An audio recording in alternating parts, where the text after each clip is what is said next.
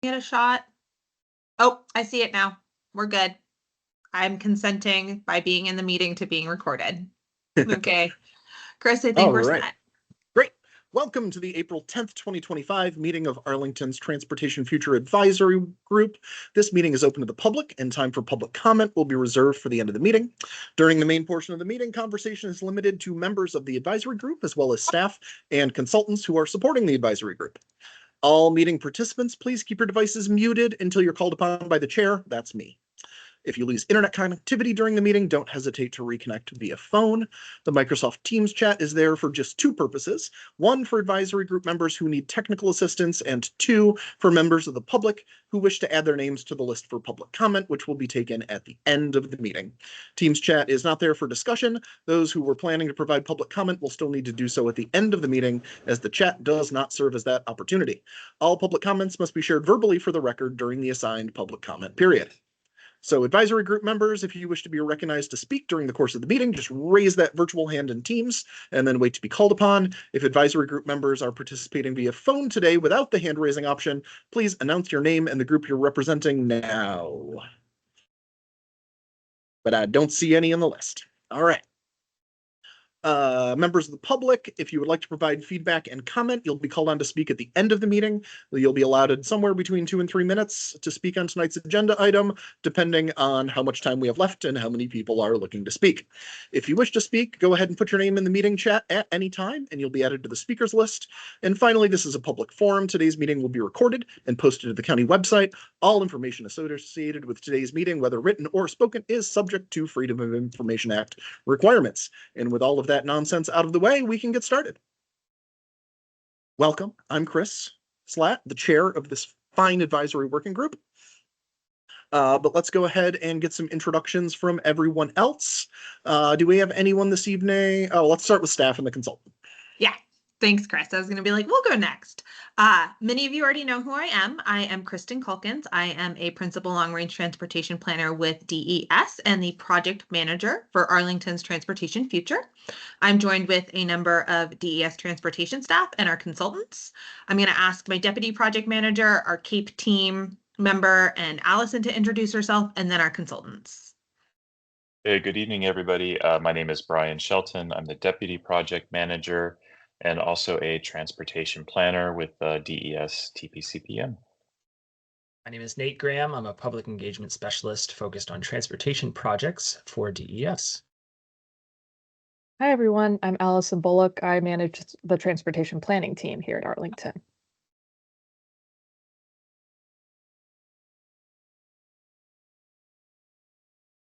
All right.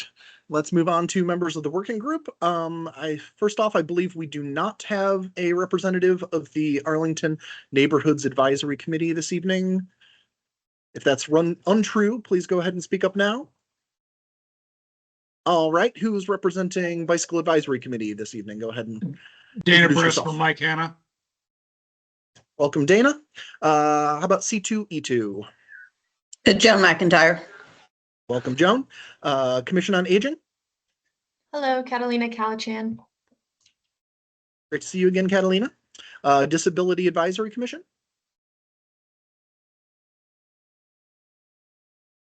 All right.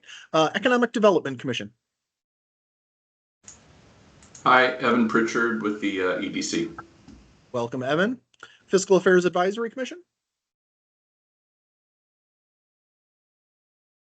All right. Forestry and Natural Resources Commission. Hi, David Howell. Welcome, David. Neighborhood Complete Streets Commission. Aaron Schutz. Howdy. Welcome, Aaron. Parks and Recreation Commission. Good evening, everyone. Daniel Garay from the PRC here. Great to see you, Daniel. Pedestrian Advisory Committee. Eric Malpelli, substituting in. Welcome, Eric. Planning Commission. Hey, everybody. It's Tony Striner from the Planning Commission. Great to see you again, Tony. Anyone from Transit Advisory Committee this evening?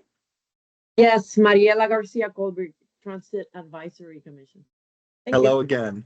And then finally, who are our one or two from Transportation Commission this evening? That would be me, Sohail. I'm covering for Justin today. Fantastic. All right. I think is there anybody I missed? All right, great. Just as a review of meeting procedures, I think we're all pretty much got it at this point, but raise your virtual hand, wait to be called on, video on if possible, but totally understand if that's not going to work for you tonight. And if you run into technical issues, don't be afraid to use the phone option to reconnect. So let's jump into homework for those committees and commissions that did that this time around. As a reminder, we asked folks to go back to their entire commission or entire committee as part of this phase 2 engagement. The same time we were asking a bunch of questions of the public, we wanted answers to those same questions from you all. So do the draft statements reflect your understanding of the shared priorities and values of Arlington? Does the draft vision reflect a clear and aspirational future for Arlington? Are there any missing priorities or values that could be considered? And is it clear how community feedback helped create the draft vision and goals? So with that said, I think we got homework from... I've gotten out of order. Here we go. 1, 2, 3, 4, 5, 6, 7, 8, 9 committees and commissions. So if everybody can just kind of sum up the responses that your commission or committee had in about 3 minutes or less, that would be fantastic. And I think we will start with Bicycle Advisory Committee. Yeah, can I come back at the end? Oh, yeah, sure. Climate Change, Energy, and Environment Commission. Yeah, sure. Apologize, my camera doesn't seem to be working today. No worries. Yeah, one of our most focused concerns was the fact that the existing vision as presented really, and even the goals really doesn't reflect the need to make sure that this plan is actually addressing climate change and in fact serves as the master plan or the essentially climate action plan for transportation. So when specifically making sure we're calling out that, we're looking for reduction in greenhouse gases, which would be supported through electrification. Again, we strongly felt that it was important to say that, we're actually seeking to meet the transportation needs with less traffic. So really, much more focused on providing those transit and multimodal opportunities for transit so people don't have to rely on their cars as being a key component of that. Otherwise, they had a number of kind of concerns and issues of, could be refined for on safety is not just being safe, but actually feeling safe and being comfortable. Equity, we thought, could be more addressed in terms of being more specific about what are the inequities that essentially a car-centered transportation system has created, and how we're addressing that. Again, the sustainability one thought it needed to be very specifically updated to be much more focused. A little bit of questions on livability, not that we didn't disagree with anything, it's just that it's so broad and narrow, and maybe it's asking a bit too much of that particular goal. And we did actually stress throughout that we thought that, we should be thinking about how are we going to measure. And that was kind of one of the criteria we're looking at in terms of actually thinking about what the goals are and what it's staying, is that actually can we measure what we're talking about and how would we measure it? Great. Thank you very much, Joan. Next up, I've got the Commission on Aging.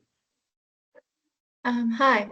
So yes, I'll try to run through quickly. I think at the highest level, everyone agreed that the draft statements reflect our understanding of the shared priorities and values of Arlington.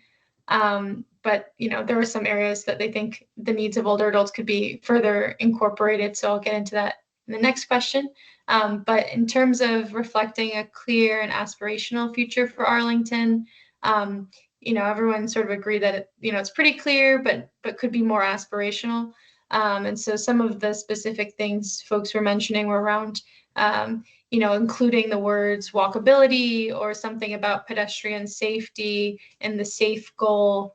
There was a lot of consensus around emphasizing affordability in a more robust way. So I think it's included currently within the description of the livable goal, but it's obviously not its own standalone goal. So there's just a lot of emphasis on that. Similar to, some of the things that Joan was just saying, just using, strong language around, net zero emissions, thinking about sustainability and being more aspirational in that regard. There's also some comments around, reliability and timeliness being important for the connected goal. I think some of that we talked about in the last meeting with this group as well. And then just something else, someone mentioned a little bit about convenience and comfort and wanting to emphasize that again, especially with older adults and folks with different abilities, and making sure that that's weaved throughout. And I think some of that will come out, as we get further along into the more like policy sort of realm. But there was a quote that someone said that I liked where they're like, this is like apple pie. Like, how can you disagree? Like, we like all this stuff, but, we just want to make sure that we're incorporating the needs of older adults and continuing to elevate words like walkability and affordability. In terms of missing priorities or values to be considered, kind of talked around some of that already, but like timeliness in public transit.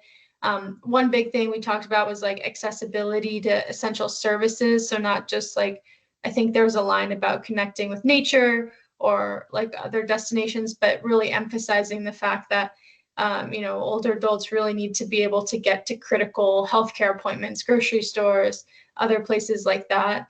And then, similar, like just frequent, reliable bus networks, transportation. Some people even talked a little bit about like higher density zoning in areas with good transportation. So just thinking about the interconnectedness of these different issues. And I think that was mainly it in terms of the last question about community feedback and if it was clear how the vision and goals were created. There was like a resounding yes on that. I think that I shared the PowerPoints with them and it was really clear to see that you took all this input and have created the draft vision and goals. So thank you. Fantastic. Thank you, Catalina. Next up, I have Forestry and Natural Resources Commission. Thank you. So we had a few general observations about what you might call the planning context and also the actual physical context within which transportation happens. And basically it's the idea that to be aspirational and also to be effective, whatever vision and goals we end up coming up with need to be compatible with and sort of synchronized with all of the other planning documents, the comp plan components and our resolutions like the Biophilic Cities Resolution and the Climate Action Resolution. These are precedents within which this is going to happen. And of course, the comp plan is about to be updated. It'll have a conceptual nose cone over all the 15 or however many there are plans. So that will also be taking from some of these whole of government vision thrusts and sort of encapsulating that to help steer. So anyway, so the idea is while we're all focused on transportation, how we focus on transportation needs to be in the context of, for example, what the precedents are, and you can see specific examples out of the Pentagon City Sector Plan with the concept of green corridors, a green ribbon, and with the design guidelines for Langston Boulevard area plan. So this is just kind of providing a sort of a backdrop to the framework or context that we're planning into. We had a few recommendations on the vision. I think the key one is introducing the concept of transportation ecology. The idea of an ecology of a realm it occurs in all kinds of different fields of study and fields of and professions, because it just brings in the notions of something that's dynamic and interactive within its environment, and it brings in ideas of balance and interconnectedness, sustainability, and mutuality of what transportation system is influenced and also does influence everything that it occurs in. So we're thinking about the context. We're not just thinking about a particular task.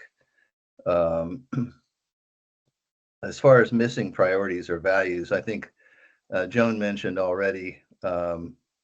We felt like that the sort of glancing blow about climate action, about energy efficiency, emissions, it needs to be way more front and center now, especially with the climate action resolution, perhaps its own goal.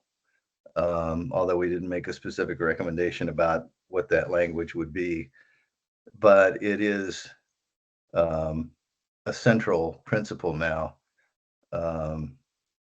as is urban nature, based on the Biophilic Cities resolution of 2019. So maybe that's worth considering a little bit different packaging, or maybe a little bit standalone for something along those lines.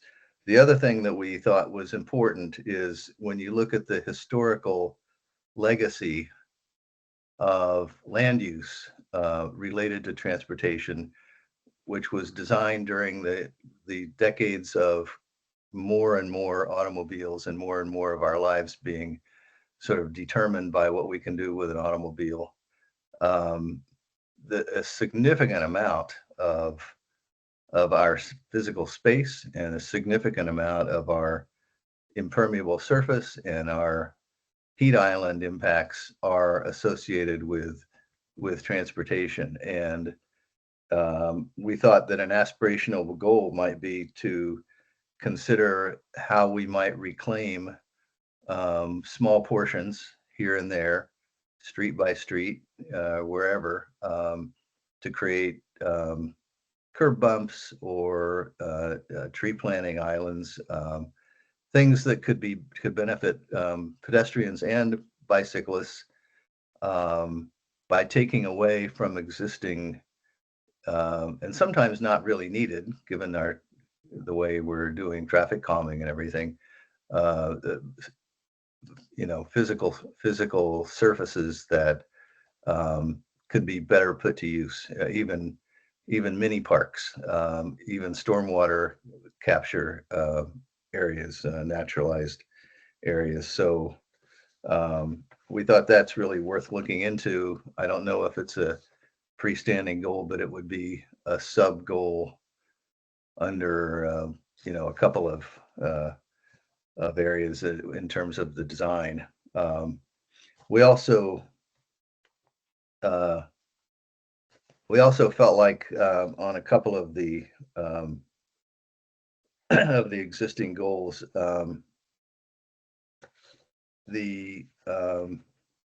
it's the one particularly that I was thinking of, is safety, that we should add in that goal a reference to all modes of travel. I think this is kind of it's a little bit oriented, and most of our safety initiative right now is mostly oriented toward vehicular traffic. Of course, that makes sense. But as far as a plan goal, especially if we're shifting to more and more multimodal, we need to make sure that all of the all of the different travel environments are looked at from a safety point of view, as well as just access. Okay, that's it. Thanks. Great. Thank you, David. Next up, neighborhood complete streets. All right. So our group didn't have a lot of objection, as I think it was Catalina said. Apple pie, we all think it's dandy, but it's not very spicy. So the suggestions we've got are to just spice it up a little bit more. I think we have the ability in Arlington as a pretty progressive place to not just stay with the status quo and say, let's not make everything worse. Let's not wreck the environment more than we have to. Let's not pave more streets than we have to, or more lanes. So I think we can be a bit more aggressive on these things. The simple ideas that I had kind of suggested was that our goals should be things to strive for. So instead of safe, let's go for safer. Instead of sustainable, some word that's more, again, more aggressive on climate, like climate positive, something where we're really striving to do better. As David was saying, hey, everything we're doing is car centric, and we get little nibbles around the edges. Is that the goal, or is that what we're stuck with, and we're just maintaining a car centric Arlington? And if we really want to do better, we need to be stronger in what we're saying. So that's where I think we can really do something a bit more aggressive in our statements and our goals. And maybe we don't meet the goals, but I think the goal should be to have a positive impact on the climate, not just make it not worse or not so much worse. And instead of livable, thrive. Some statements were really out for some big aspirational goal. Other than that, I think there's nothing really to argue about. I just think we have an opportunity to step in there a little harder.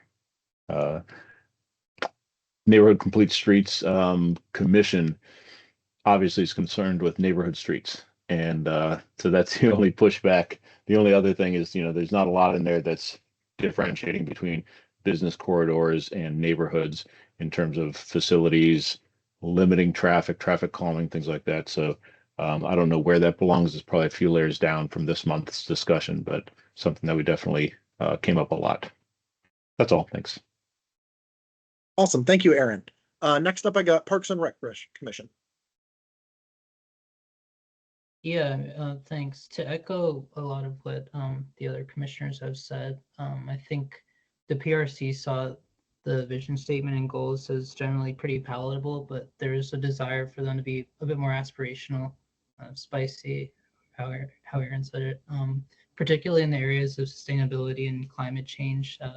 We thought that there was opportunity for us to be a little more forceful in our language there to include those types of values more heavily in the vision statement and the goals.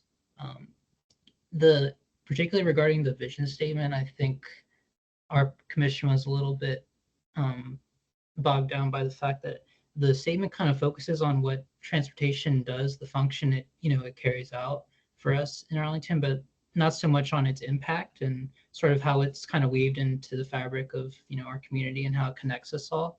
So if we could find a way to kind of emphasize that a little bit. I know with a vision statement you kind of want to keep it snappy, keep it short, but a way to kind of speak to that would be cool. In regards to the goals, I think generally they were good goals, but just a desire to maybe sort of flesh them out a little more. When it comes to safety, there was sort of a desire to, as someone else said earlier today, to speak to the personal safety of the people who are actually using the transit and not just traffic related safety. So if we could find a way to kind of loop that into the safety goal, that'd be great. And when it comes to equity and inclusivity, I think we want to make sure that we're finding ways to speak to how we're providing access for people from all different areas, whether it's underserved or more affluent areas, and how we're connecting them to those hot spots they need to get to, whether they're it's shopping or it's parks, things of that nature. So just making sure that we're finding ways to point to that when it comes to our goals, when it comes to equity. Sustainability, I think that's the one that our commission wanted to try to flesh out a little more, kind of figure out how we can be more aspirational when it comes to sustainability and reducing our negative impact on the climate. So figure out how we can connect people to parks. There was a mention of heat islands, so we want to try to figure out how to mitigate those impacts like heat islands and stormwater, and also just thinking about how we can look at different examples, whether it's Paris's green streets, I think, or things like that. Atlanta has a belt line. So sort of things that we can see that are more addressing the sustainability question. And for connected, generally we liked that goal. Just wanted to kind of emphasize and underscore how important it is to provide access to those hotspots, like I mentioned before, like, commerce, shopping, all that jazz. Livability was a good goal. We like that, but it seemed like there's a bit of overlap between that and also the sustainability goal, we thought. So there's opportunity to, I guess, flesh that out a little bit more. And the transparent accountability goal was something that the commission was really excited about, and they were curious kind of what the metrics would be to sort of indicate how the county would be transparent and accountable. And also there was a bit of question as to how that goal will speak to how the county is going to be figuring out how to be adaptable when it comes to the future that technology will bring to Arlington, and how that loops into land use planning. And that was sort of something that we spent a good bit communicating on, even though it wasn't particularly in the vision and the goals, just sort of how the goals we have in this transportation plan will have to be very well coordinated with, the land use planning and changes that we're making in the community, whether that's, figuring out where the higher density is going to be, with further development and affordable housing, that kind of thing. So just making sure that those plans are like married together and there's good interplay between them. But yeah, the feedback from the community was pretty clear in how the vision and goals were formed. We just thought they could be a little more aspirational. So. Great. Thank you very much, Daniel. Next up, I have Pedestrian Advisory Committee. Hi, just to hit sort of the highlights of our comments. Overall, we think there's space to call out alternative and active transportation modes for prioritization, and while still acknowledging, a lot of people are going to be needing to drive. I think our main concern is that the vision statement and the goals don't specifically support active and alternative modes of transportation will be prioritized over single occupancy vehicles.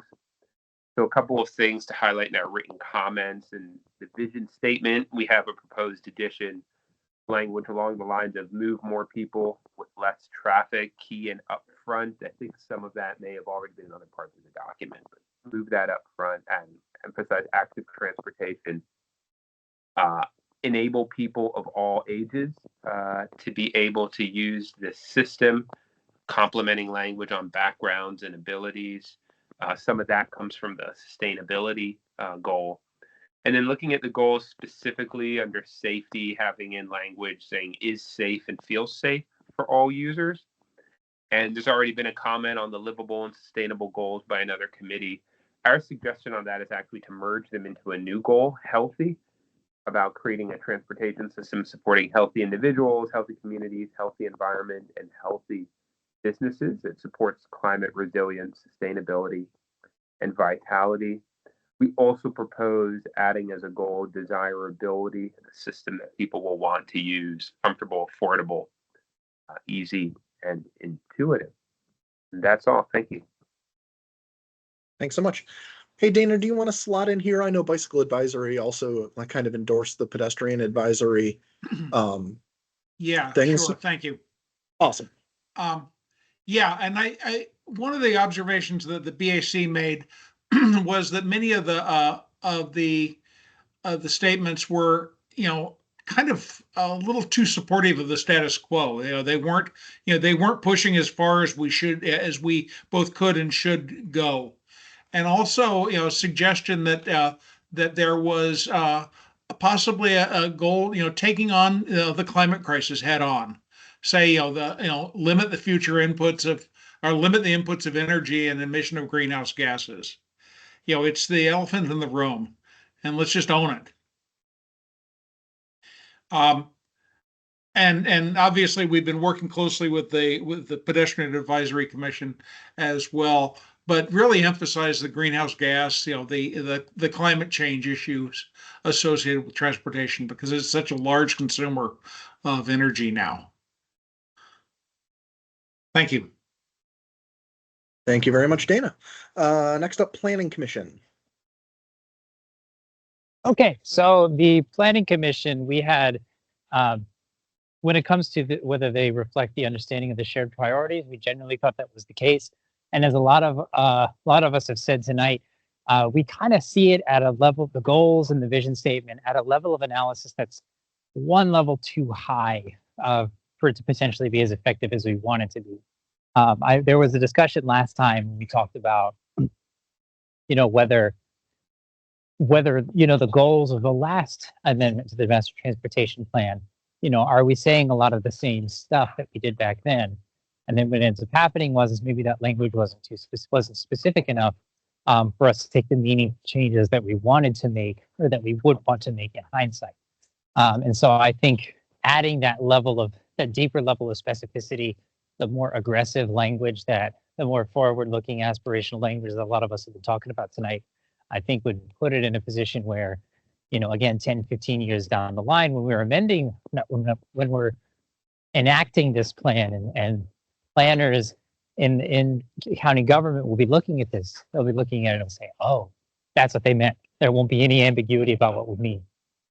And what that looks like is adding in more specific goals. I really like the idea of reliability. I know we talked about that last time. Consistency, safety, active transportation, my personal favorite, people-centric design, things that make very clear what we're talking about, I think would be helpful in the long term.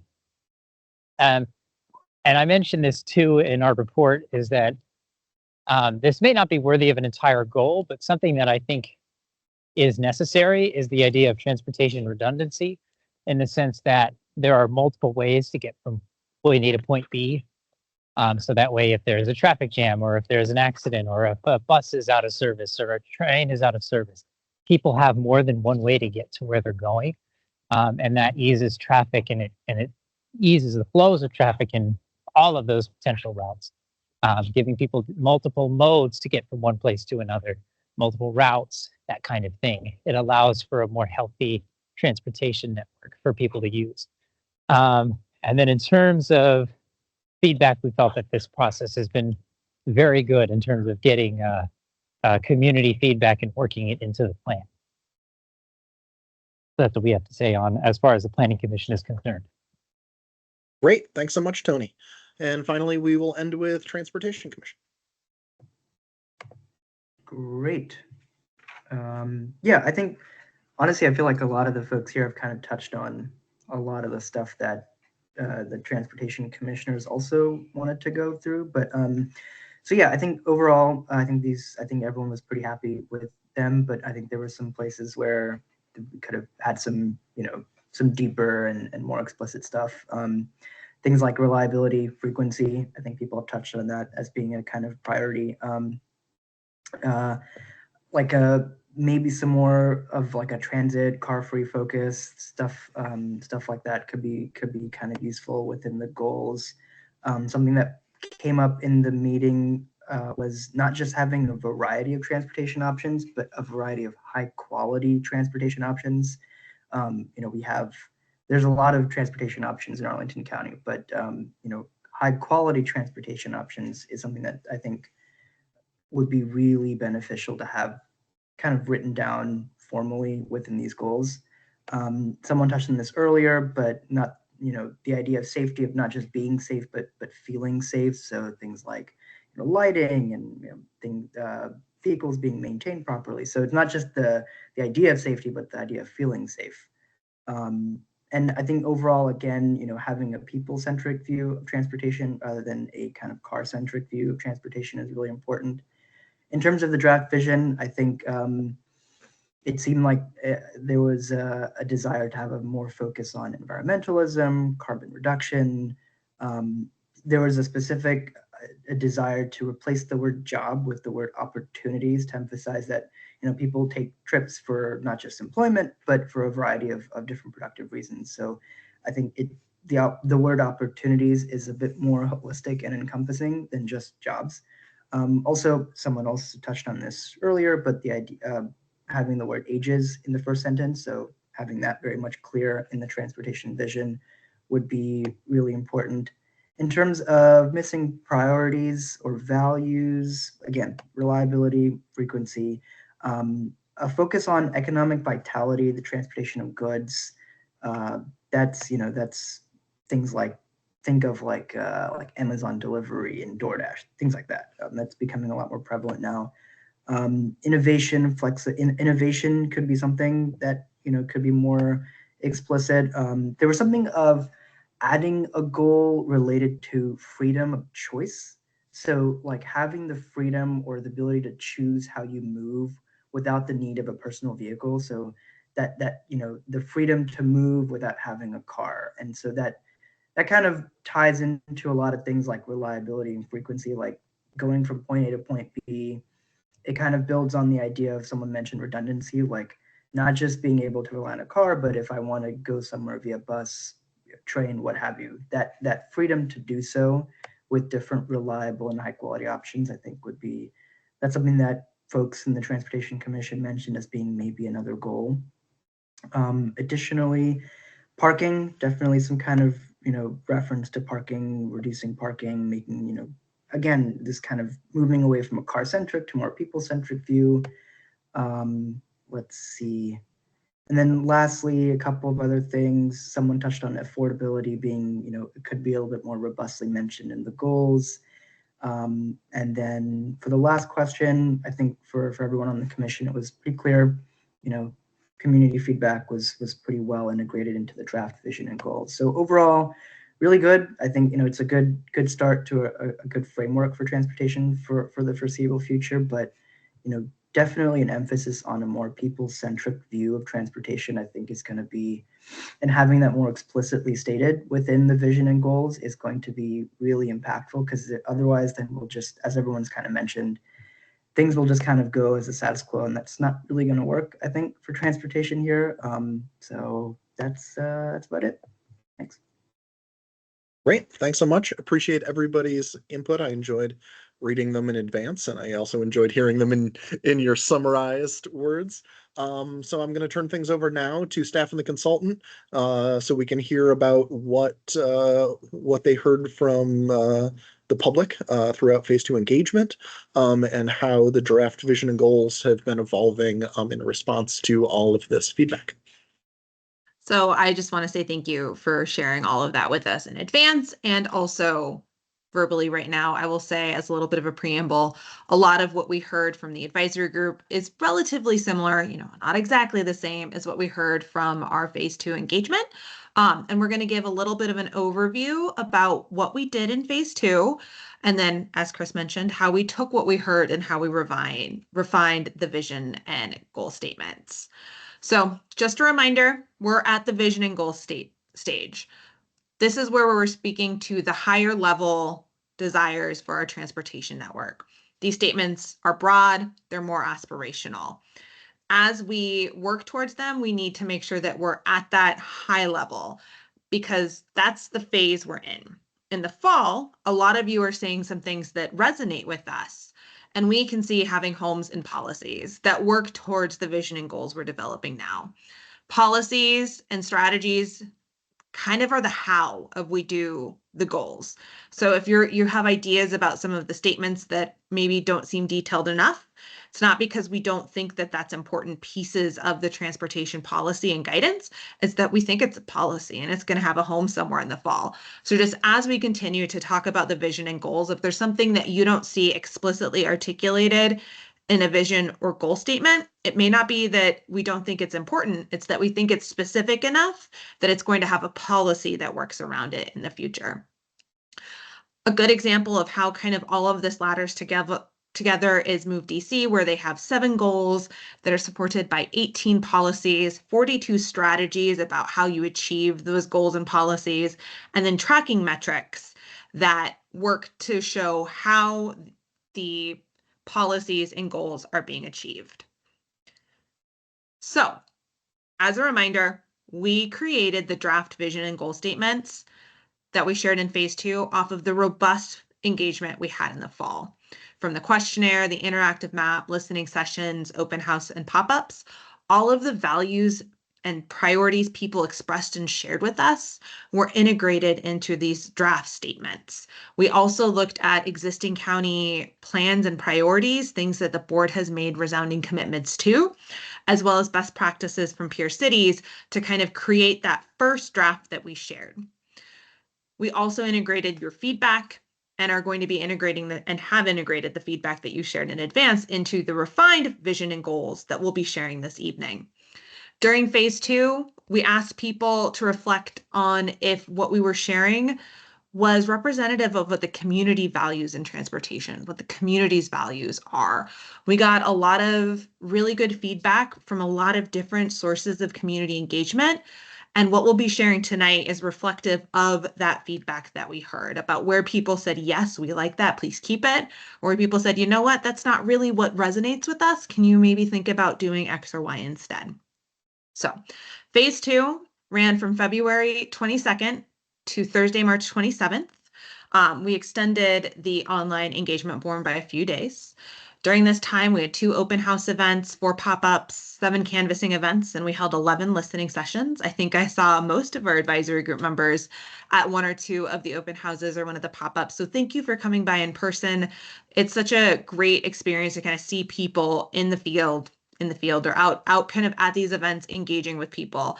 We had a lot of really good conversations with people. We touched base with over 4,000 people at these events. 14% of those were in Spanish. We did have a slightly lower response rate on our feedback form this time. We had 291 responses as opposed to the almost 2,500 responses we had last phase. However, we only lost about half of our webpage traffic, so we still had a really good number of people coming to the webpage to learn.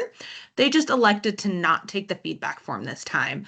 But what is really important to us is we talked to people, we heard from people. We heard from people in phase 1, we heard from people again in phase 2, and both of these pieces of public engagement together have helped us create the draft vision and then informed our revisions of that draft that we'll be sharing tonight. When we look at what we heard from the feedback form, people really liked the terms move safely, comfortably, and seamlessly in the vision statement. People liked the recognition of a variety of transportation options and the idea that they can go where they need to go when they need to be there. When we asked people what was missing from the vision statement, some of the things sound similar to what we just heard from the advisory group. People said that they want to see age reflected, that age is an important indicator of your ability to use the transportation network. People wanted to see more recognition of the importance of walking, taking the bus, biking in the vision statement, and that they wanted a bigger emphasis on climate and sustainability within the vision statement. In the feedback form, when people responded to the 6 goal statements, overall, all 6 had good support. People agreed that they reflected their priorities and what they thought was important from a transportation perspective for the future. The goals that most aligned with people's kind of positive feedback were transparent and accountable, equitable, inclusive, and livable. The feedback form was just one of the different ways that we engaged with people. We had our open houses, we had pop-ups, we had listening sessions, and what we heard from all of these engagement opportunities has informed how we have refined the vision and goal statements. So as we share these again with you, we're going to ask you to reflect on those 4 questions we've already asked you. Do the refined draft statements reflect the feedback shared by your committees and commissions as well as the community? Do the refined draft statements better reflect your understanding of the shared priorities and values that we have as a county? Do the refined draft vision statements and goal statements reflect a clear and aspirational future for us? And then again, are we missing anything? With everything we've heard, with all the modifications that we've made to these statements, are we still missing anything? So as I go through, we're going to have slides for each of the vision and then the goal statements. The first slide will have the current statement, what we heard, and then the second slide will have modifications to that statement, specifically highlighted in bold, where you can see how we've changed it to address community feedback. So our current draft vision statement is Arlington's transportation network enables people of all backgrounds and abilities to move safely, comfortably, and seamlessly. Everyone can depend on a variety of transportation options to get them where they need to go, when they need to be there. Arlington focuses on making travel a good experience for people, connecting them with nature, friends, family, and jobs. In general, from all of the different forms of engagement, people had a general positive perception of the vision statement. We heard not just from the feedback form, but at the open sessions and the pop-ups that sustainability is probably something that we should reflect within the vision statement. We also heard that the ending statement with jobs is a little bit too closed. There's doctor's appointments, there's schools, there's so many different things that aren't just jobs that provide opportunities to people. And we also heard that, this statement should take a slightly more people-focused approach. We heard that and we've refined it to say people of all ages, backgrounds, and abilities can move safely, comfortably, and seamlessly in Arlington.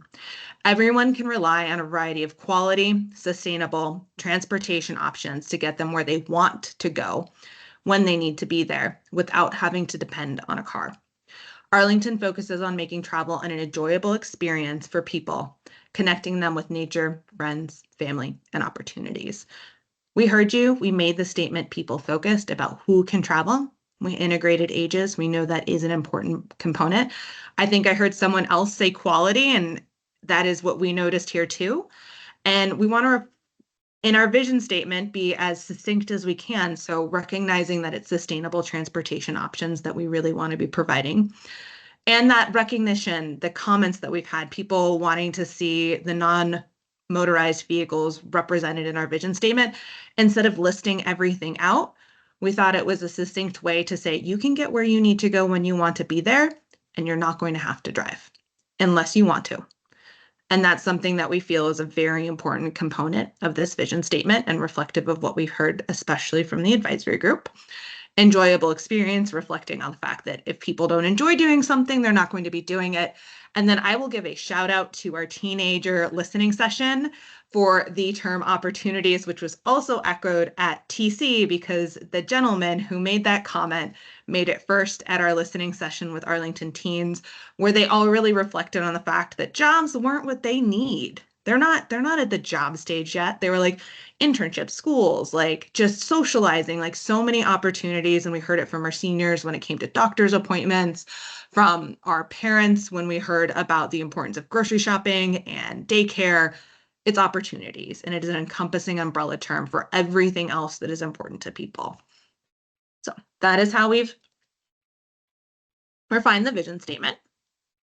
We have put our goals in alphabetical order. Right now, we just want to state that they are the 6 goals that we are working towards. None is more important than the other. They provide a kind of sisterhood of goals that will work us towards the vision statement. So in alphabetical order, our first goal is equitable and inclusive. As written, it's create a welcoming, comfortable, and accessible transportation system for people of all backgrounds and abilities, while working to eliminate historical disparities in transportation policy and investment. We heard a resounding thank you for recognizing eliminating historical disparities, especially with the listening sessions that we went to for the groups that have experienced those disparities. And we always ask people, what do you like and what do you want to make sure stays? And they were emphatically saying, please keep that language. We heard from our listening sessions, from the feedback form, from conversations at open houses, that affordable is a really important component to equitable. If it's not affordable, if people can't take the transportation system, is it really equitable and inclusive? And then we also heard the comment here, as well as in the vision statement, that it's not just about backgrounds and abilities, but age is an important component of equitable.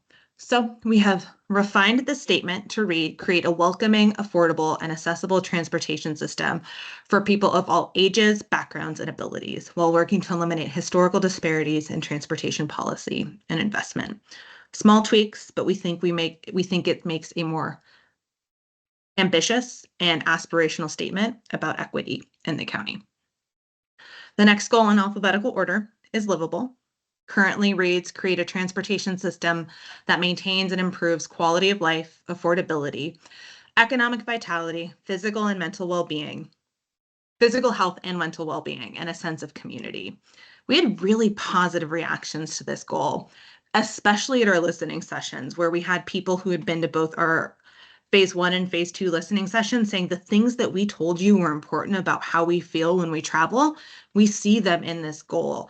And there was a strong appreciation and recognition that we heard them and then we reflected it in a goal statement.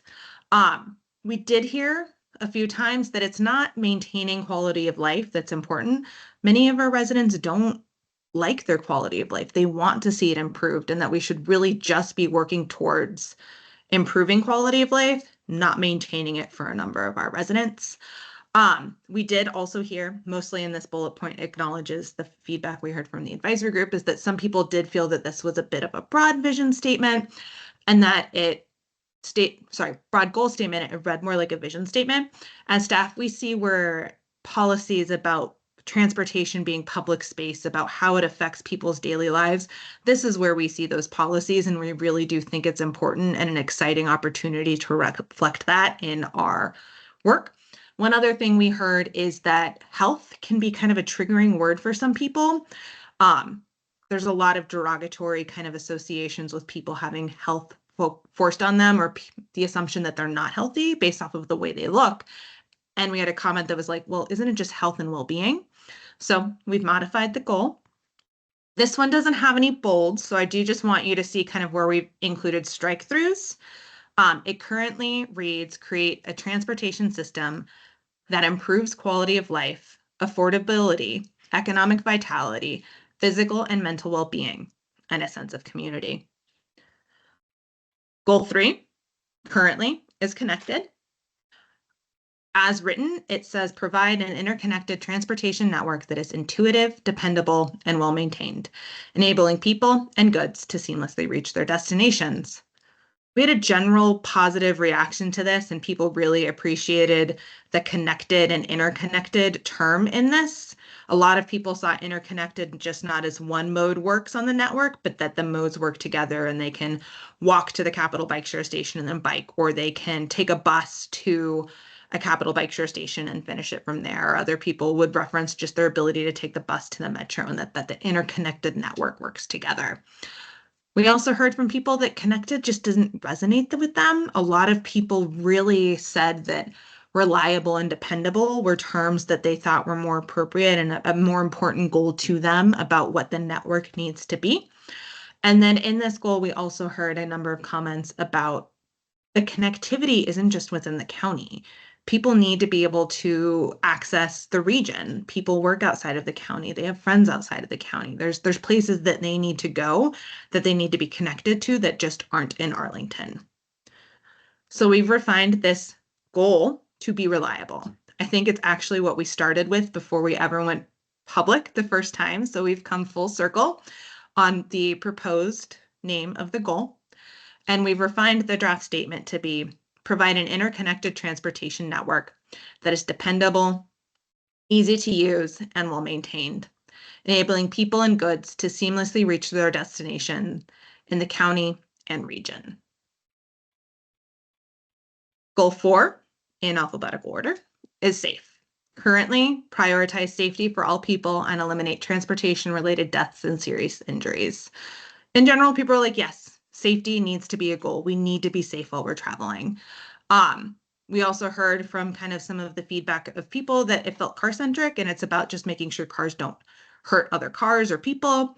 And then at almost every single listening session that we had, we heard eloquently by different people saying that, like, it doesn't just matter if I'm statistically safe, if I'm unlikely to be in a crash, or if I'm like unlikely to have something happen. I need to feel safe when I'm traveling. If I don't feel safe, I'm not going to choose to bike. I'm not going to choose to walk if I don't feel safe at night. I'm not going to take the bus if I don't feel confident in my safety while traveling. We heard that. We appreciate that. I think it's something that pretty much everybody who reported out on their committee or commission's comments heard, and it resonated with us. So we've refined this goal to say prioritize a safe and comfortable travel experience for all people and eliminate transportation-related deaths and serious injuries. We chose comfortable instead of feel safe because if you're comfortable, then you do feel safe. It's like that extra level above just feeling safe. It's like, I'm comfortable. I am okay doing this. Sustainable is our 5th goal. in alphabetical order. It currently, as went to the community, reads, develop a transportation system that moves more people without more traffic, reduces environmental impacts, supports climate resiliency, and connects people with nature. We had general positive responses to this. People appreciated seeing a sustainable goal in the transportation framework. People did emphasize that it should be less traffic instead of without more traffic, something that we've heard from the advisory group, but also outside of the advisory group from people who talk to us. And then we also heard that we should really take a look at the county's climate resolution and see kind of what terminology and language is used there as we consider refreshing the goal statement. So we've refined it, and as written, it now reads, develop a transportation system that moves more people with less traffic, minimizes overall environmental impacts, and advances climate protection, adaptation, and resilience. And those last things are the stool kind of that our climate action resolution has as the way we talk about and address climate change within the county. The final goal in the suite of 6 is transparent and accountable. It's currently deliver and maintain a transportation network that addresses community priorities, acknowledges trade-offs, and builds public trust through exceptional stewardship of resources. I think some of the feedback we got on this resonated the most with us when we went to our listening sessions. No one understood it at first. People were like, what does this mean? Can you explain it? And when we used our kind of plain language way of explaining what we mean, people were like, oh, I really like the fact that we're going to think about how we can use our right of way effectively, or what we can and can't achieve in it, or that there's going to be report outs on kind of how we're working towards the goals of the transportation plan. We had a couple of people ask what exceptional stewardship of resources meant. And we said it's that we, make the best decisions we can with the limited resources we have. They would be like, aha, that makes sense. Your statement doesn't make sense to me. And we heard that, and we went back and rewrote this a number of times. And we've landed on something for now. It will likely tweak just a little bit again based off of feedback this evening. And then one of the other things we heard was just kind of people want to know how decisions are going to be made. And one of the things that we as staff recognize is that that is important. It's not the goal statement. It's all of the policies and the metrics that come underneath the goal that this will be that will really show kind of the how. So we rewrote this one. There's maybe a similar word or two, but it's entirely bold because it is a complete kind of pivot of the intent, or similar intent, but pivot of words. It now reads, clearly prioritize and communicate competing demands within the transportation network and responsibly manage public resources to deliver and maintain an exceptional transportation system. Chris, this is where I turn it back over to you to go through those questions. We've done this internally with a couple of different levels of groups, and we've gone kind of vision statement and goal by goal. I'm not going to say exactly. It worked well. If you want to just kind of do one-offs, that works too. All right, great. Thank you very much. So here's the questions and discussion as a good starting point. What we really want to figure out is, do these refinements reflect the feedback shared by your committees and commissions and by the community? Do these refined statements better reflect your understanding of what our shared priorities and values are as Arlingtonians and the community? Does the refined draft vision better reflect a clear and aspirational future for Arlington? And are there any remaining missing priorities or values that we considered? And yeah, I think let's start with the vision and work through the slide deck alphabetically, just to kind of limit to some extent. I'm not going to say we're going to completely limit our bouncing around, but let's at least like try and do a pass in order. So like usual, folks, if you have some feedback here on how the vision has been refined, just go ahead and throw that virtual hand up for me. I'll call on folks, and then if we don't have particular feedback or discussion on the vision or on a particular goal, we'll just move on to the next one.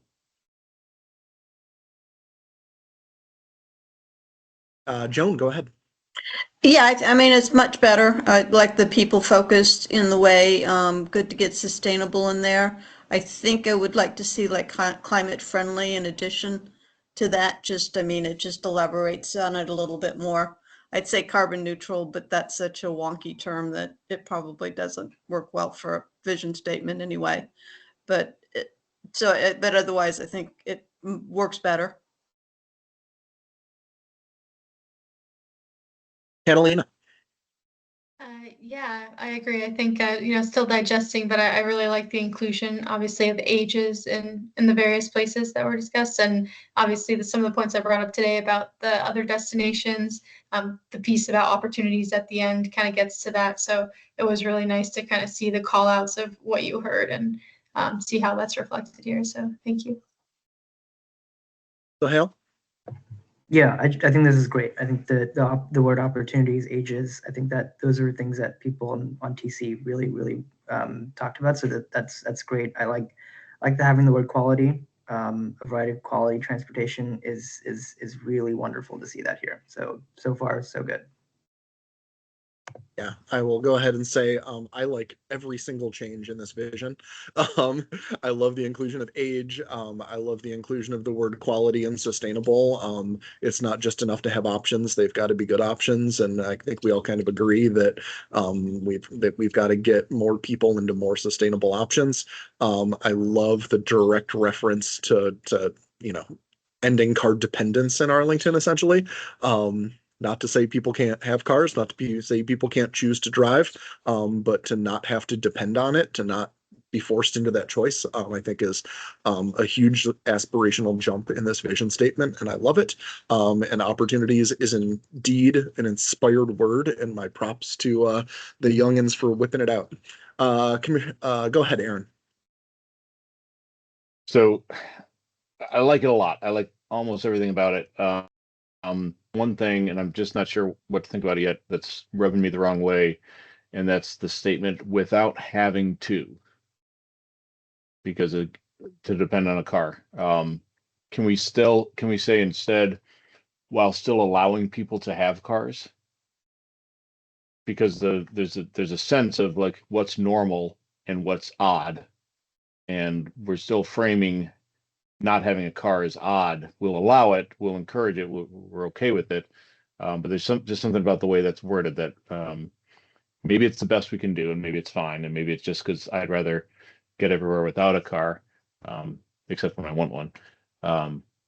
But everything else I think is fantastic. That's probably fantastic too, but maybe there's something about that phrase. Dana, you're up next. Yeah, how about with or without a car? That way it's a more positive statement without, hammering cars. We can hammer some cars. Well, I'm cool with that, but for the verb, for the text there, by saying, rather than saying without having to depend on a car, which emphasizes the fact that we're dissing cars, or we may be dissing cars, with or without. I think that's good feedback. Mariella, did you have something to add? I was trying to send a reaction like I like that, with or without a car. Gotcha. Awesome. Thank you. Why are they react and race button next to each other is something I never understand. Awesome. All right. Anybody else on the vision? All right. Let's move to the first goal alphabetically, which is equitable and inclusive, where we've added in affordable specifically and ages specifically. Mariella, go ahead. So this time I do want to say something in general. I do like the paragraphs and the way that you have redrafted. I just wish that we could think about the titles of our goals and see how we can make them forward thinking.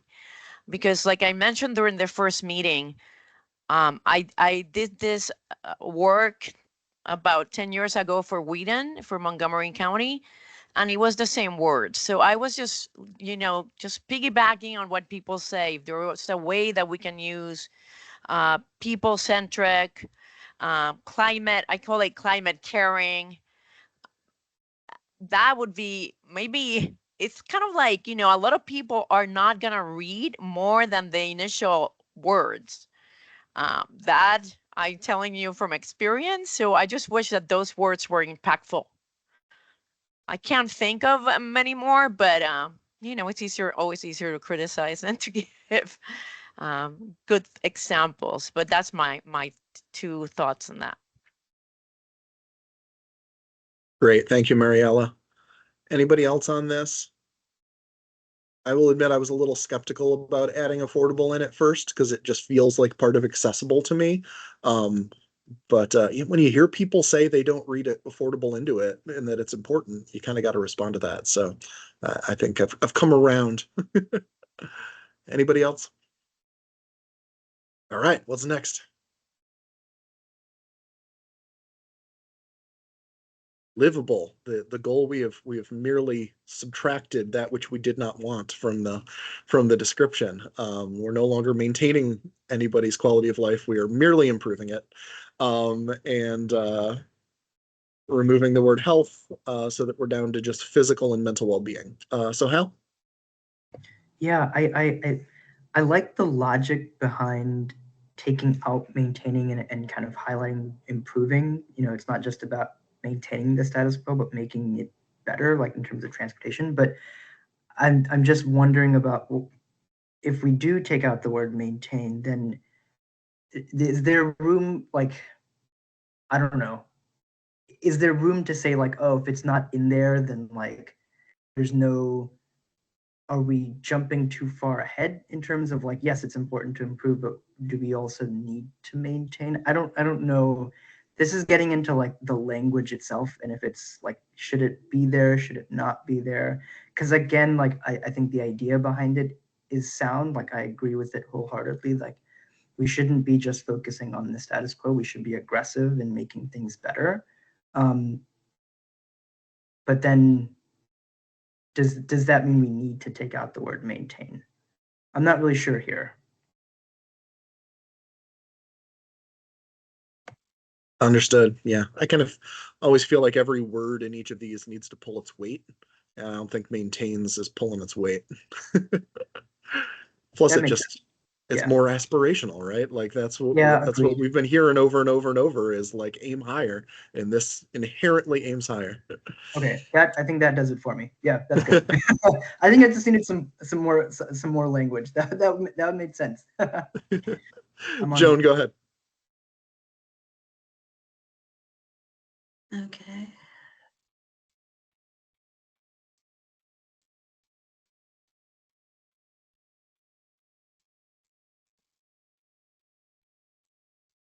Joan, did you have something to add on this?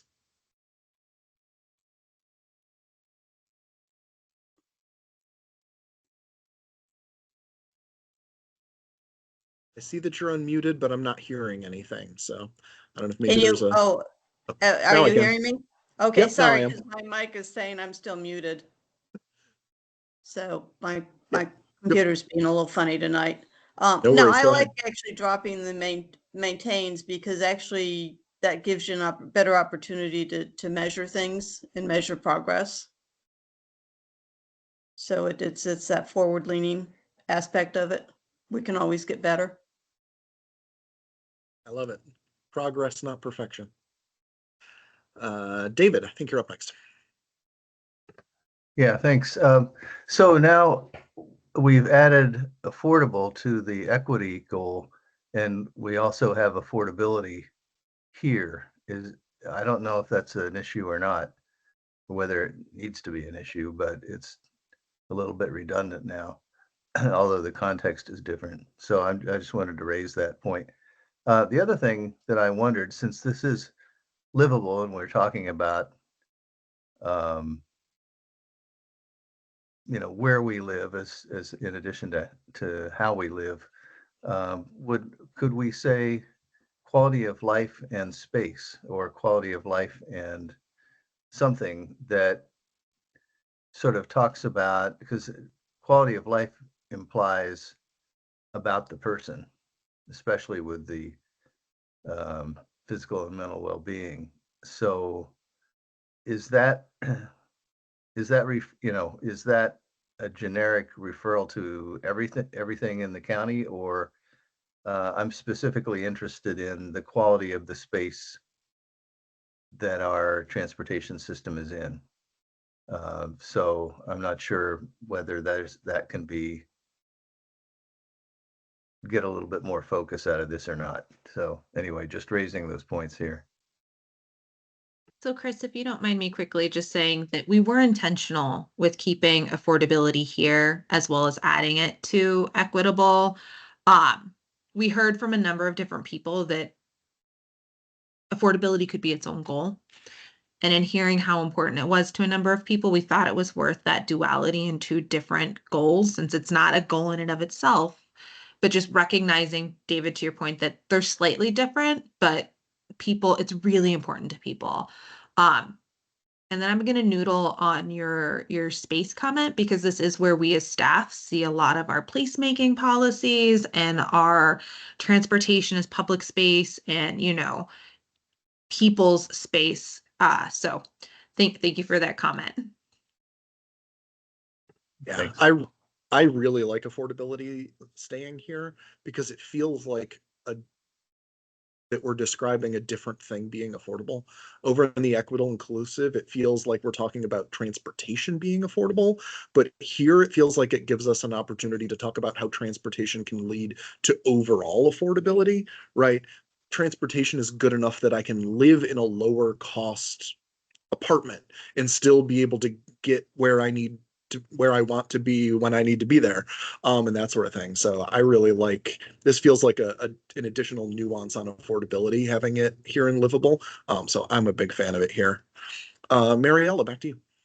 Hi. So this is a place where I really don't understand the title of our goal at all. Maybe it's English as a second language issue. I would call this one people-centric. I think that would be something where it fits really well, because Livable really, I get what you're saying, that it's a city that have, all the things that we need to live in. But when you think about it, you cannot really live in a transportation system. To me, that's kind of weird way. I would motion, and maybe I just want the other members to kind of react to my title changes.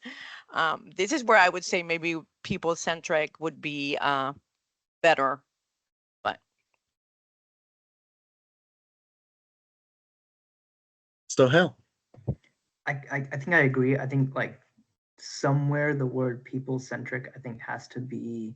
I feel like it just has to be like not like the main focus here, but a really important focus of our like what our transportation looks like. So I can get behind the idea of having that term or something like it somewhere here, either as a name of a goal or otherwise.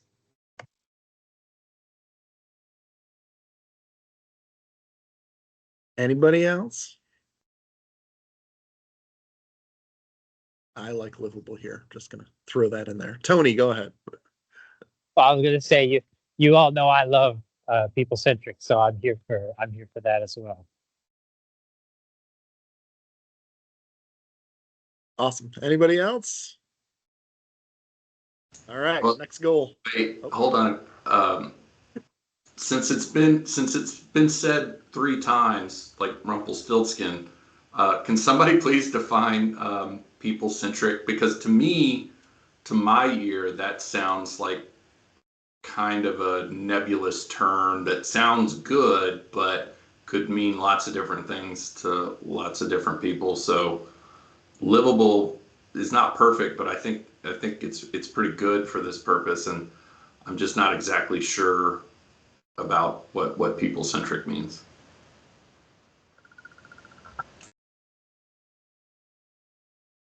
Mariella, you want to try and define, since you brought it up first?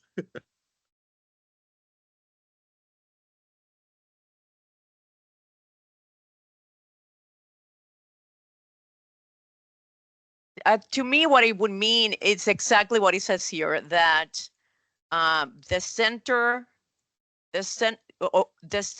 of the whole goal will be people. not the cars, not the roads, not the system itself, but people and how to make their lives better. So you could say that the goal will be people centric, and then you're going to say create a transportation system that it's livable, improves quality of life, all that stuff there. But and I'm sure there's other people, Dana might have a better definition, but I just think it's a way to be more aspirational, and like Aaron was saying at the beginning, push the boundaries of our goals. But again, I'm just, help is needed as always. Dana, you want to go ahead? Yeah, how about utility rather than livable? Because what we want this thing to do is be useful. As opposed to, but I agree, you don't live in a transportation system. I think livable says that the system will help support the things that people need to in their lives, rather than being the place where they live. But Allison, did you want to weigh in here? Yeah, I just wanted to mention that as this is a difficult goal to name and to create an umbrella term for everything that falls within it. And a term we had been kicking around is desirable as an alternative for livable, that maybe might resonate with people more. But kind of still getting to that people-centric and how people want to feel within the system in a variety of ways. So just throwing that out there too. Let me ask a question though. Why is there a hesitation to use people-centric? It seems like it seems like there is like I don't know. Maybe there's an explanation there that I'm missing. It's exactly, we had to question what it means, right? Like, what does people-centric mean? We know, we as transportation wonks get it. But I think one of the things that we really heard during our listening sessions was that these goals need to be as plain language and understandable to someone who picks it up. And like people-centric, just we used that term sometimes when we were talking with people and we had to define what it meant. And I think we want goals that are a little bit just, and we took intuitive out of one of these goal statements because we had to explain it too many times. But for lack of better terms, we want goals that are intuitive to people, to their understanding, so that like people get it. Okay, so that makes sense. So people first would make more sense than people centric or something like that. But okay, thank you. Daniel, I think you're up next.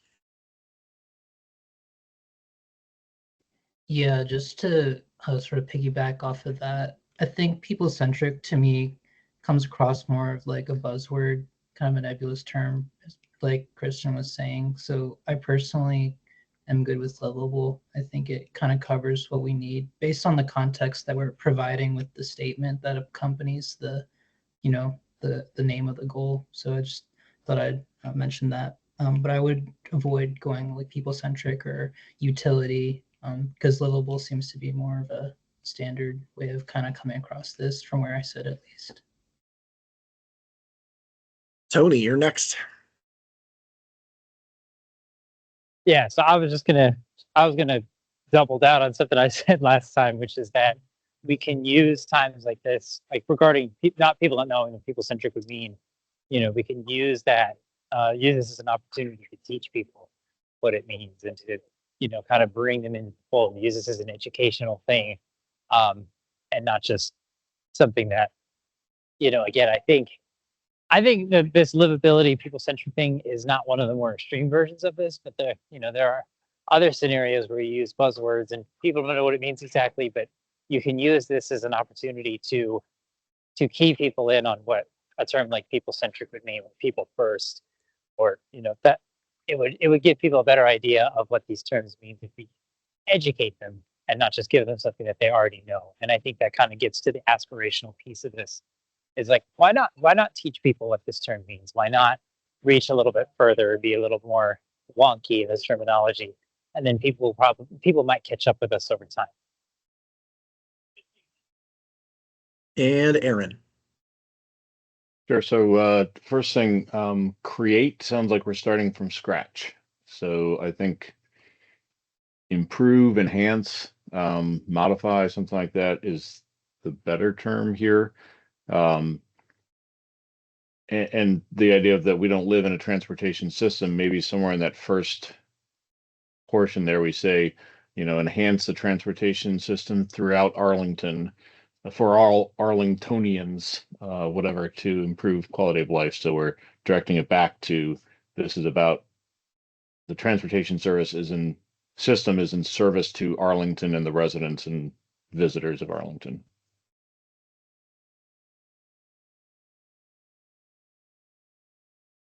All righty. Anybody else want to weigh in on the great livability, people-centric debate before we move to the next goal? All right, connected, which then became reliable.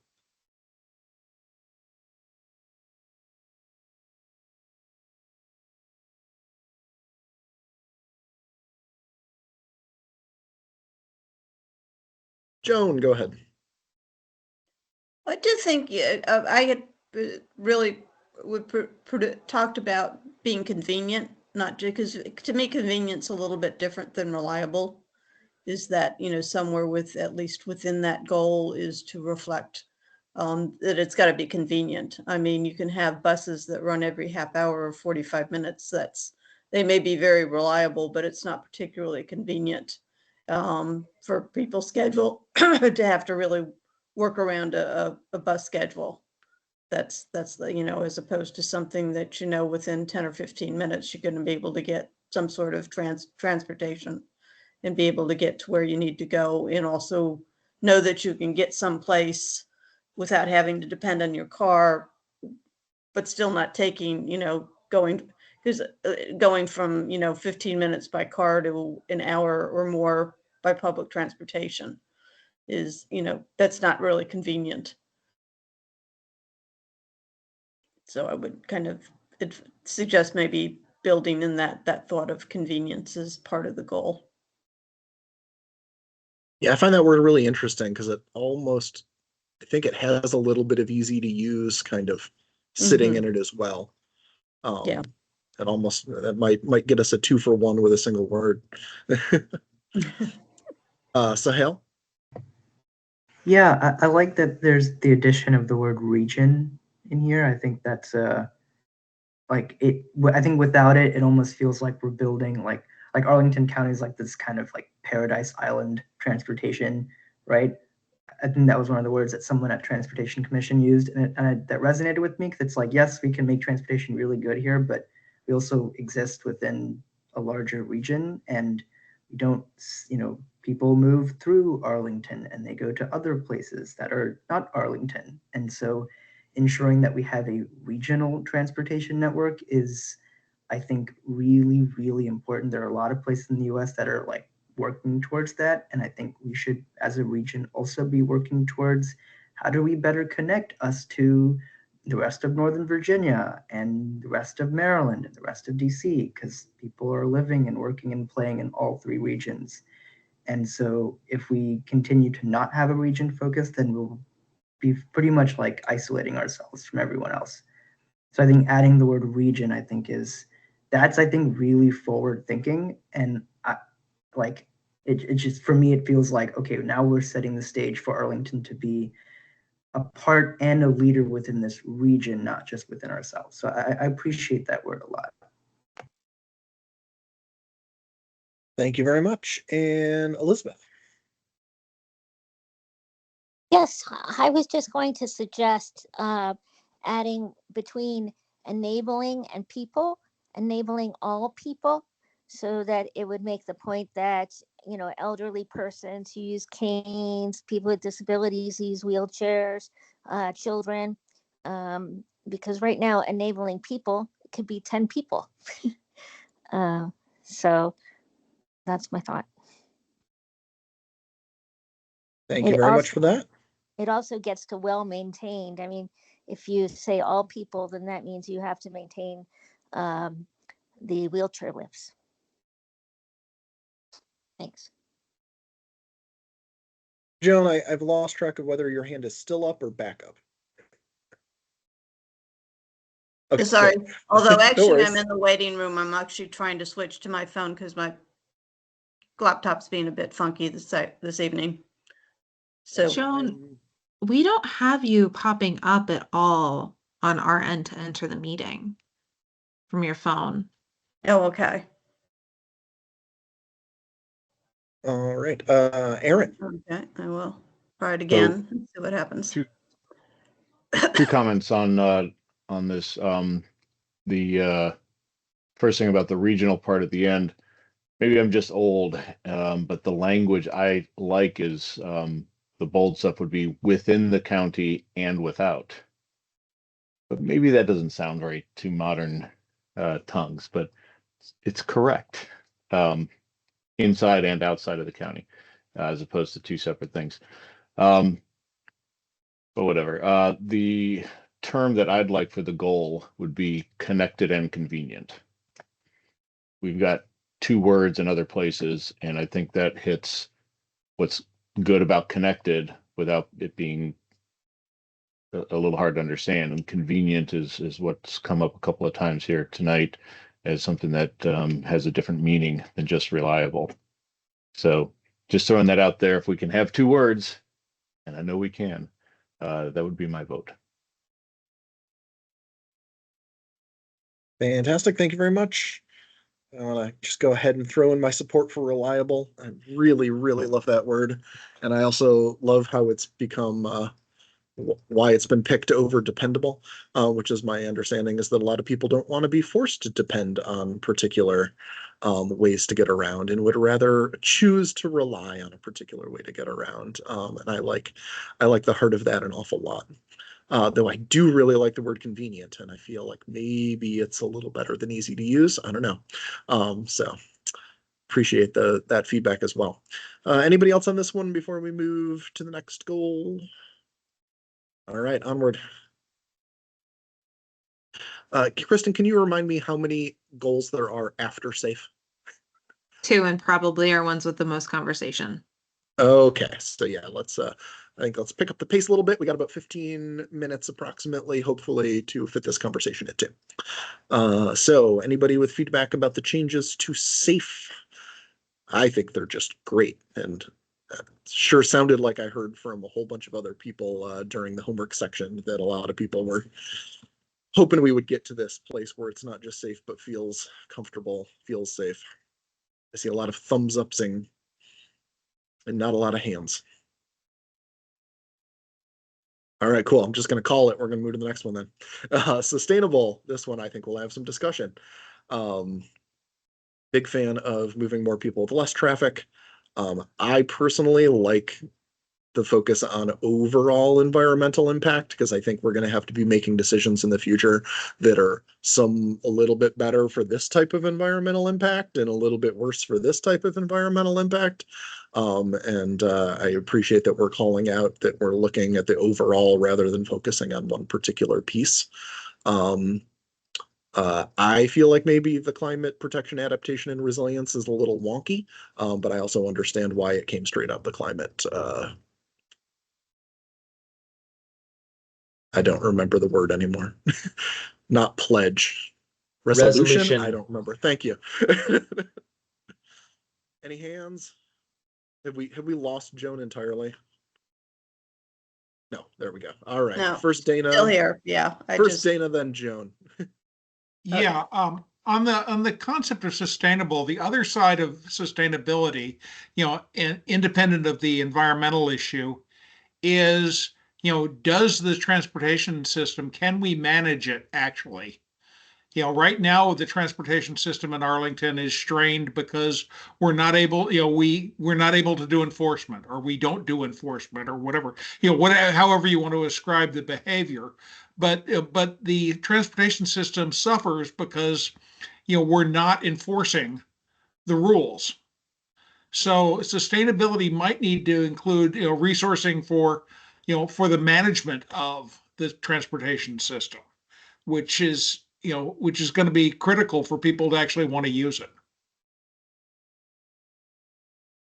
Thank you for that, Dana. Joan, you're up next.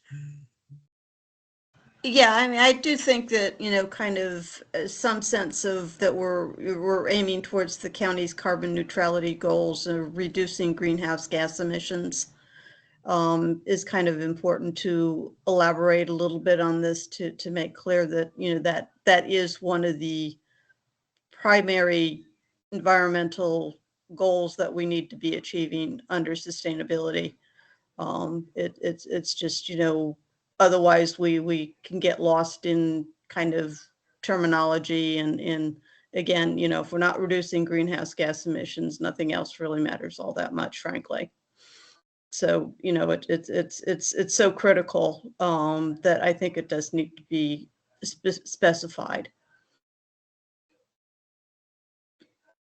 So just to make sure I'm hearing you, Joan, you're saying reducing greenhouse gas emissions and moving towards, zero carbon is included under climate protection, but you'd rather have it more explicitly stated?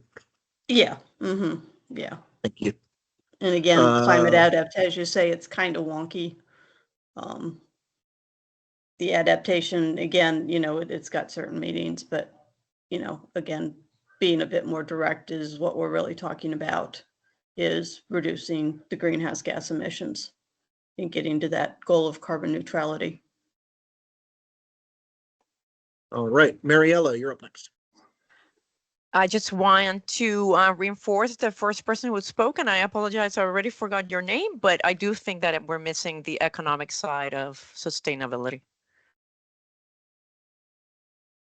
Thank you very much. That was Dana who brought up that point. David next. Okay. Yeah, so I think these changes are fine, but in the midst of it, we've also lost the connects people with nature, which is actually a few words that are in the vision. And I think that while what the changes have added now are good, and the last two lines are basically the way the climate policy office is looking at it now.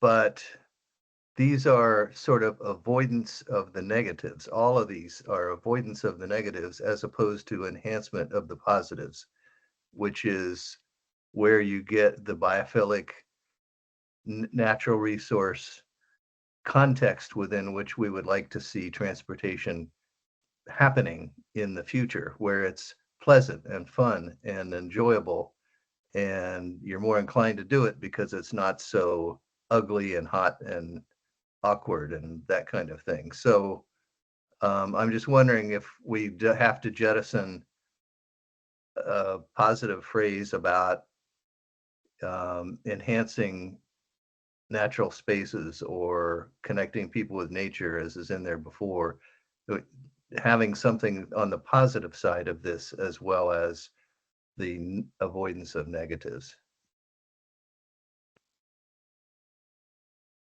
Thank you for that, David. I wasn't going to say anything if nobody else did, but I'm also team connects people with nature. I liked that from the original very much.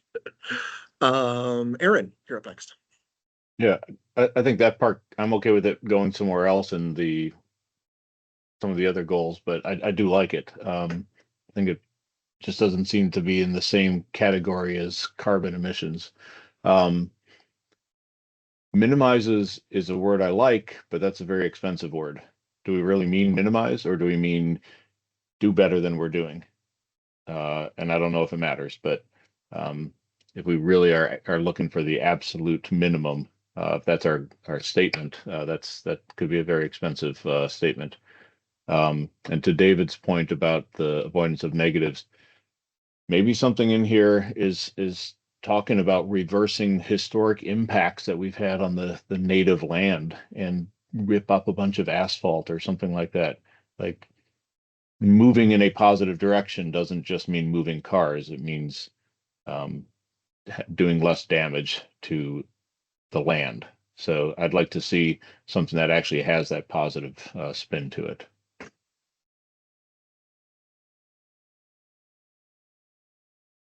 All right, thank you very much for that.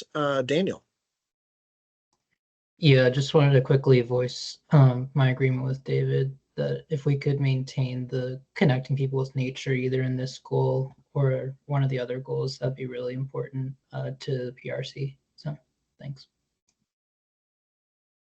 Yeah, and I'll just say, I think that bit is just super important to sustainability because people care about what they experience, right? Like if people don't get connected to nature, then why would they want to protect it in the future? So that's kind of where it sits with me. Joan, go ahead. Yeah, I think yeah, trying to get that idea of nature. I mean, mostly there's a lot of positive aspects of dealing with sustainability. Is one, first is addressing the climate crisis, which means we're going to have a livable environment in the future, but also there's cleaner air. And again, the idea of putting in nature-based solutions. Perhaps it might work as well in the livability aspect of the goals as well, but that's important. And just circle back as people were talking about economic sustainability, I would say that this should be focused specifically on environmental sustainability if we need to highlight that, although I think people would make that connection. And I think the last goal on with an accountability in that really actually gets at that economic sustainability piece of it. Thank you very much, Joan. All right, next up, we've got transparent and accountable, which has been basically rewritten from the ground up, but with a couple of the same words. Some important same words. Anybody have thoughts on this one?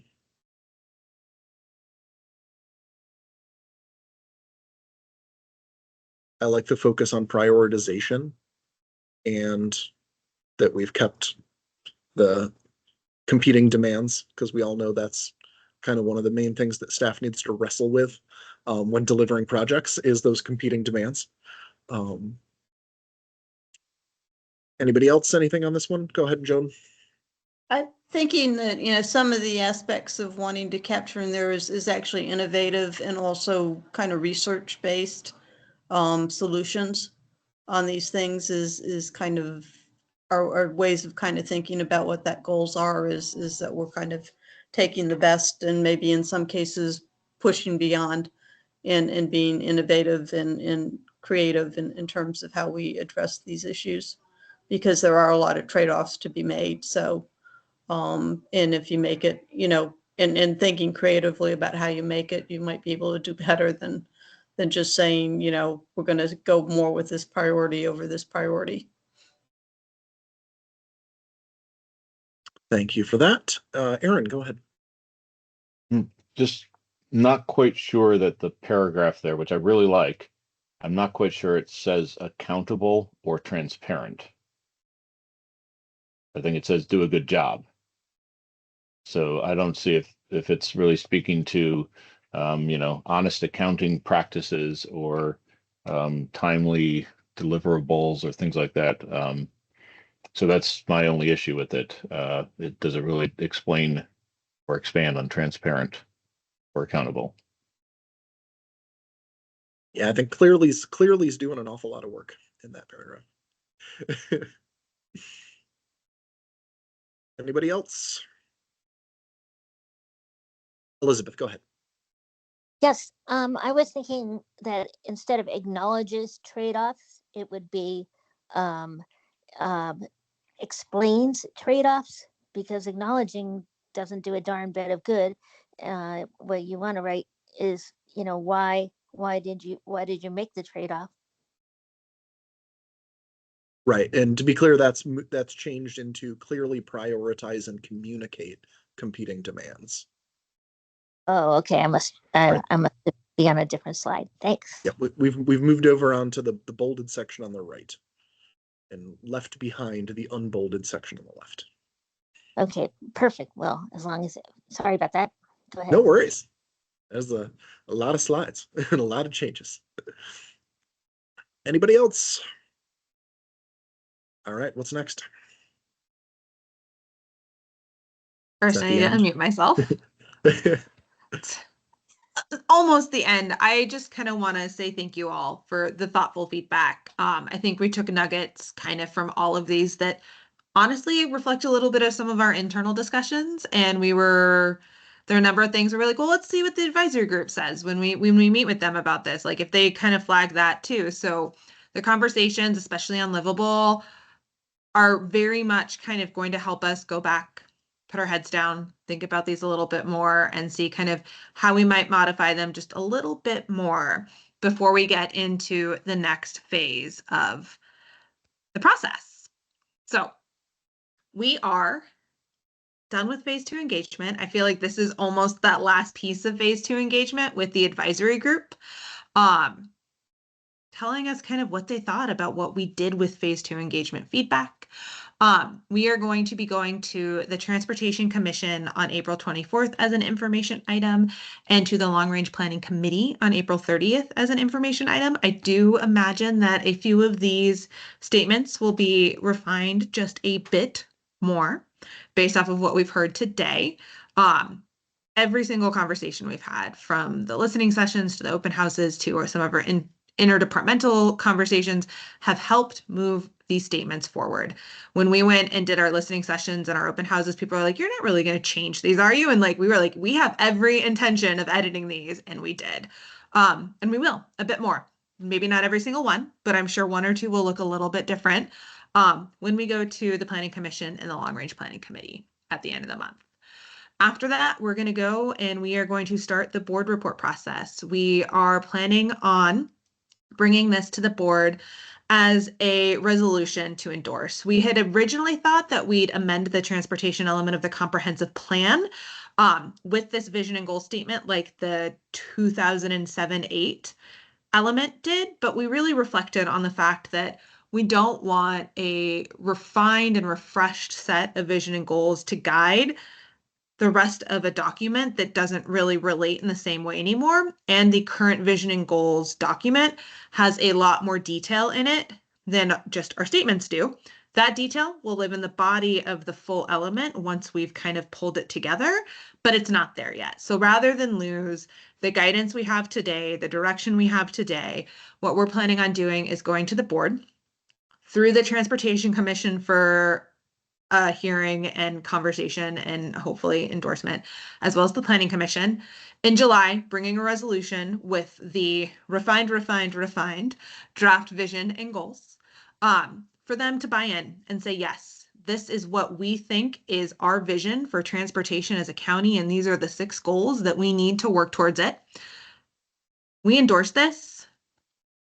Go do this. Create the plan that works towards realizing this vision and these goals.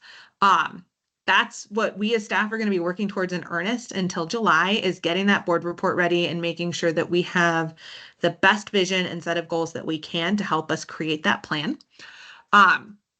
We do know that there's still a lot of work to do to create that plan. So we're planning a mid-June advisory group meeting. We'll probably have a date solidified within the next week or two. To start talking about the future, to start talking about 2050 under the current plan. If we aren't going to change the transportation plan, its guidance, our vision, what will transportation look like in 2055? What do we want it to look like instead? Obviously informed by the draft vision and goals, but we want to talk to the advisory group a little bit about kind of that 2050, and we call it baseline. It is a long term, it's a transportation term. It's basically a stay the course future. That will happen in concurrence with us working on, kind of the vision and goals process with the board. But we're excited to kind of start some of these next steps of building the plan with you. We're going to take a break in July and August from advisory group meetings. Enjoy your summer. We'll be worker being in the background, and we'll re-engage in September with a lot for everybody to talk about as we start to work towards a fall engagement on policies on the transportation network that will really make up the full kind of compendium of the plan. But just as a reminder, immediate next steps, April 24th, Transportation Commission, April 30th, Long Range Planning Committee, June and July-ish, depending, Transportation Commission and Planning Commission hearings, and a board hearing in July. We sincerely, this is kind of the closeout for the vision and goals as a meeting with the advisory group, but thank you. Everything we've been doing to this point, the last, including this meeting, 5 meetings, have been so informative to help us create what we think is a solid foundation of the vision and goals. Maybe a few more tweaks once we go back and kind of reflect on everything we've heard today. But thank you so much for your time, your energy, your liaising with your committees and commissions. We know how much work it is, and we appreciate the thoughtful consideration that has gone into the homework assignments, into the comments, and the time that you've taken to come to these meetings and to the public engagement events. We truly appreciate it. That's the end of my next steps. So I'll hand it back over to Chris. Cool, Kristen. I love we've put mid-June on here. I just happen to know that I've only given you 2 possible dates in June that we could meet. It seems appropriate to me, unless you object, to give those 2 to people to maybe try and protect on their calendar a little bit. Those are June 12th and June 17th are the most likely dates for that June working group meeting. If you want to, pencil us in and then, erase the one that we don't end up on.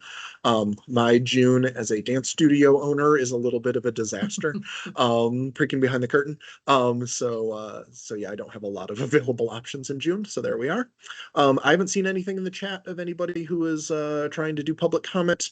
I will just say audibly if there's somebody who for some reason doesn't have access to the chat and is not on the working group and wants to give public comment. I can't. Honestly, I've looked at this list and I think it's just all working group members, staff, and consultants on here. So I will go ahead and say thank you again, all of you, both for the excellent conversation, for making excellent use of our time. So I think we'll be able to bail here about 11 or 12 minutes early. And I appreciate you. Y'all have my email address. I'm happy to talk about this stuff in the quiet time before we really re-engage hugely in September. And see you around. And with that, we are adjourned. Thanks, everybody. Good night. Thank you. Thanks, everyone. Thanks, everyone.